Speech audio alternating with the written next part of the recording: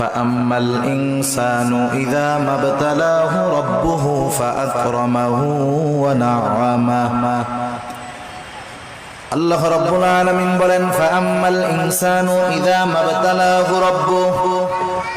মানুষকে যখন তার রব পরীক্ষা করার জন্য ফাআকরামাহু ওয়া নাআমা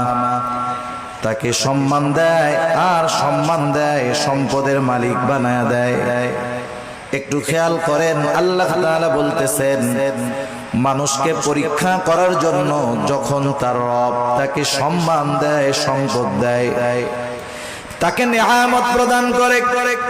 সে নামাজ না পড়ুক রোজা না রাখুক সে মানুষের কাছে বলে বেড়ায় ফায়াকুলু রব্বি আকরামান আমার রব আমাকে সম্মানিত করেছে।